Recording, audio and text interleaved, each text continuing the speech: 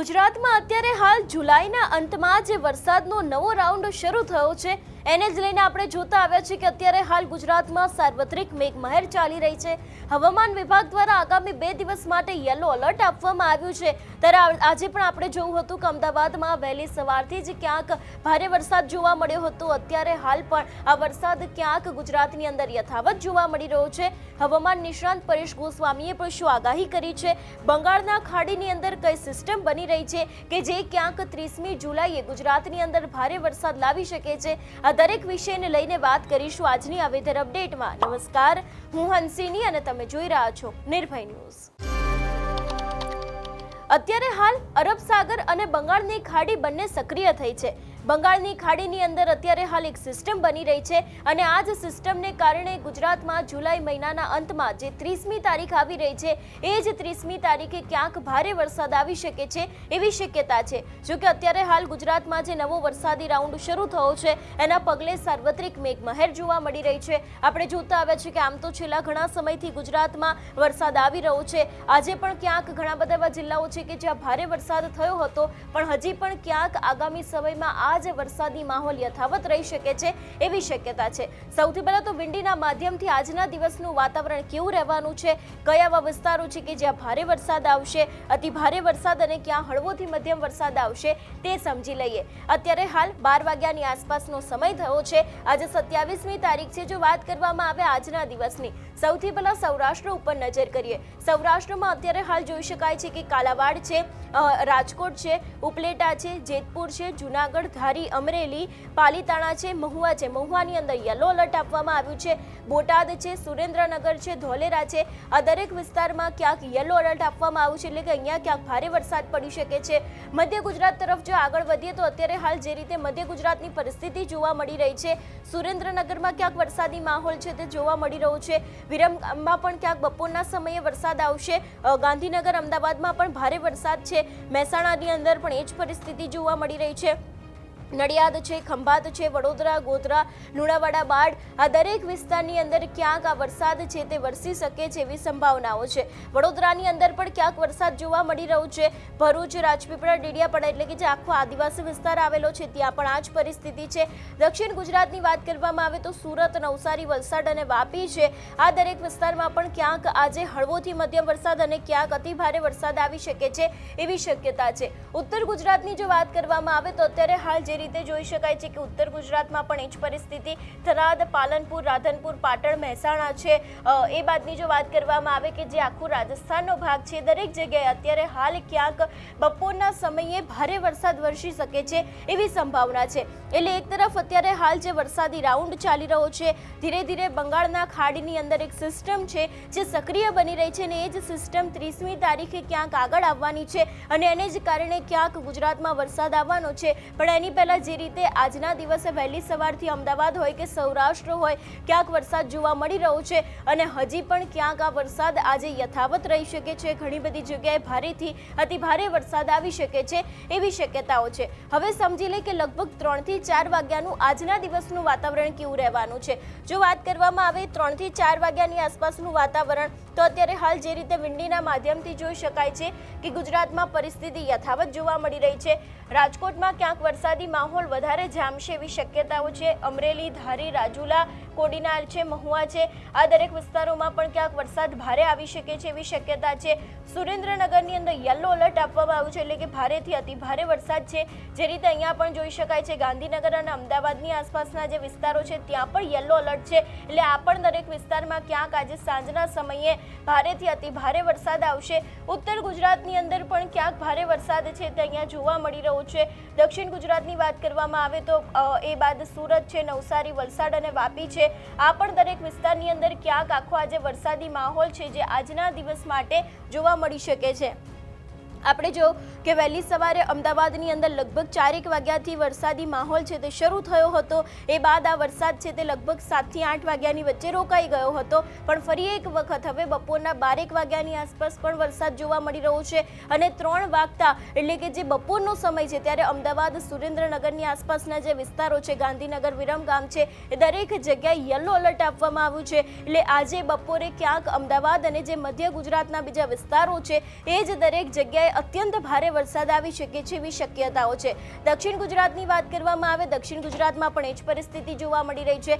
દક્ષિણ ગુજરાતની અંદર પણ ભારે વરસાદ દેખાઈ રહ્યો છે। ઉત્તર ગુજરાતમાં પણ અત્યારે હાલ ક્યાંક વરસાદી માહોલ છે તે જામ્યો છે। આ વખતે ગુજરાતમાં વરસાદ કચ્છની અંદર ખૂબ જ ઓછો જોવા મળ્યો છે। પહેલો જે રાઉન્ડ આવ્યો હતો એમાં પણ ક્યાંક કચ્છ બાકાત હતું। અત્યારે હાલ કચ્છમાં વરસાદ તો છે પણ ખૂબ જ હળવોથી મધ્યમ વરસાદ જોવા મળી રહ્યો છે। એ બાદની પરિસ્થિતિ સમજીએ કે લગભગ સાંજના સમયનું વાતાવરણ છે તે કેવું રહેવાનું છે, એટલે કે 5 થી 6 વાગ્યાની આસપાસની જો વાત કરવામાં આવે તો અત્યારે હાલ ક્યાંક આ વરસાદ છે તે ધીરે ધીરે ઘટી ગયો છે। એટલે કે અમદાવાદ છે એ બાદના જે સૌરાષ્ટ્રના વિસ્તારો છે ત્યાં ક્યાંય પણ વરસાદ છે તે નથી જોવા મળતો, ફક્ત હળવોથી મધ્યમ વરસાદ ક્યાંક લાગી રહ્યો છે। પણ હવે ધીરે ધીરે દક્ષિણ ગુજરાતમાં જે સાંજનો સમય છે ત્યારે વરસાદ છે તે લાગી રહ્યો છે, જેમાં સુરત, વાપી છે એ બાદના જો વાત કરવામાં આવે કે અહીંયા જે આહવા છે એ જ દરેક જગ્યાએ ક્યાંક વરસાદી માહોલ છે તે વધી શકે છે એવી શક્યતાઓ લાગી રહી છે। સુરત, નવસારી, વલસાડ, વાપી, વ્યારા, આહવા છે આ જ દરેક જગ્યાએ ક્યાંક સાંજના સમયે એટલે કે 5, 6, 7ની આસપાસ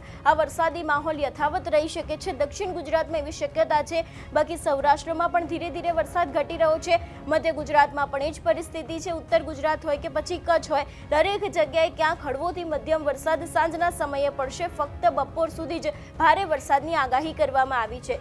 રાતના સમયની જો વાત કરવામાં આવે કે 9 થી 10 વાગ્યાની પરિસ્થિતિ કેવી રહેવાની છે, 10 વાગે જે રીતે જોઈ શકાય છે કે હવે ધીરે ધીરે ક્યાંક સુરત છે, વડોદરા છે એની આસપાસના વિસ્તારોમાં વરસાદ છે। સૌરાષ્ટ્રની અંદર વરસાદની શક્યતા નહિવત છે। મધ્ય ગુજરાતની અંદર પણ જે રીતે જોઈ શકાય છે કે વરસાદની શક્યતા બિલકુલ જોવા નથી મળતી, પણ ધીરે ધીરે ક્યાંક હવે આ જ વરસાદી માહોલ છે તે વધી શકે છે એવી શક્યતાઓ છે।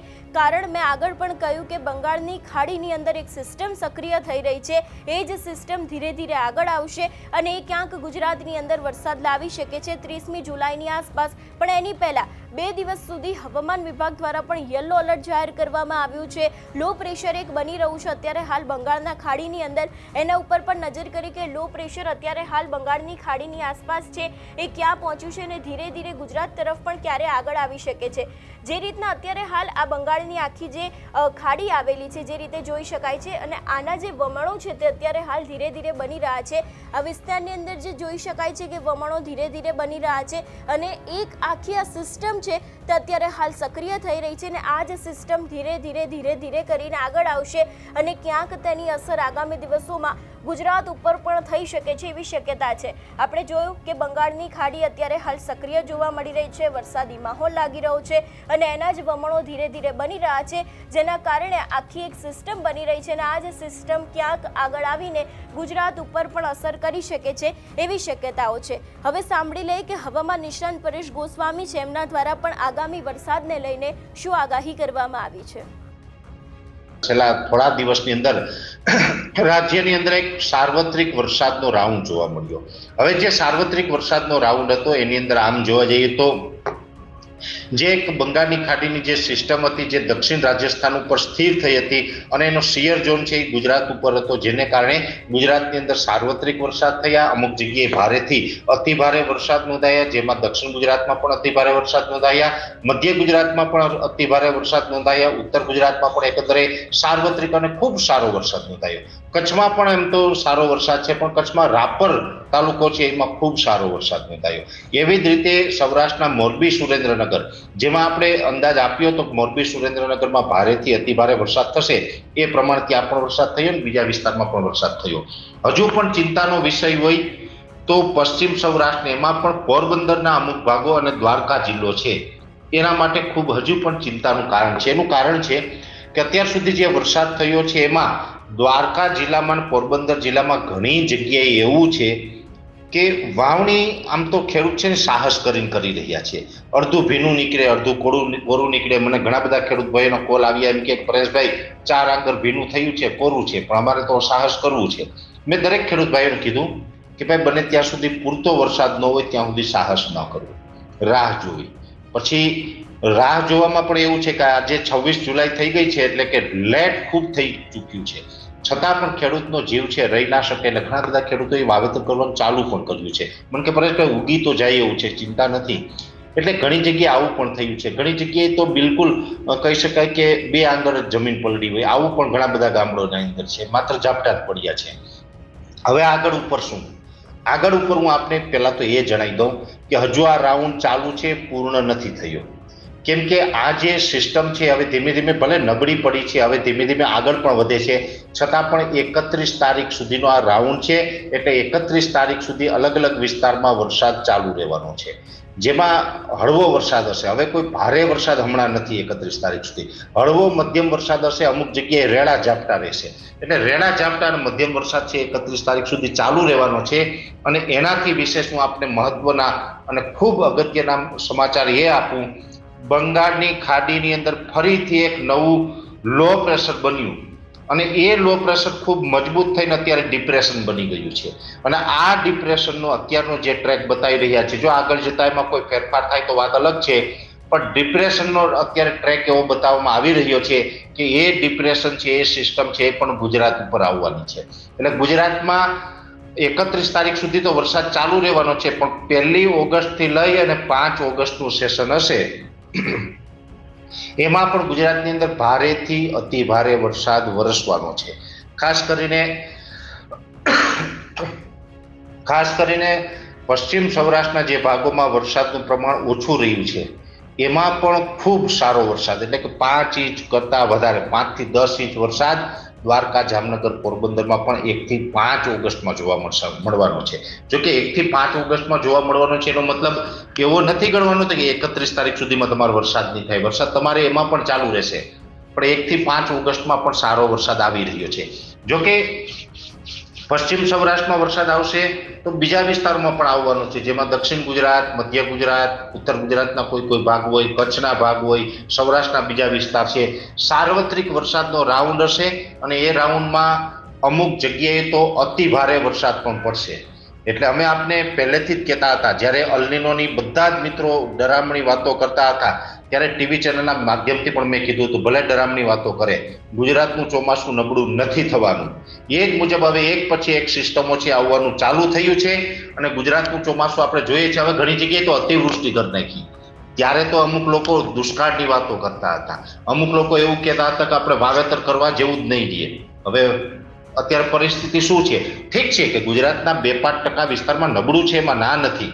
અત્યાર સુધી નબળું છે, અત્યાર સુધી, એટલે કે પશ્ચિમ સૌરાષ્ટ્રનું દ્વારકા હોય, જામનગરના કોઈ વિસ્તાર, જો કે આ રાઉન્ડમાં જામનગરમાં પણ એકંદરે સારો લાભ મળ્યો છે, પોરબંદરના ઘણા બધા વિસ્તારમાં નબળું છે, પણ એકંદરે જોવા જઈએ તો ગુજરાતના 95 થી 97% વિસ્તારમાં તો અત્યારે અતિવૃષ્ટિ જેવો માહોલ, કે સારામાં સારા વરસાદ છે.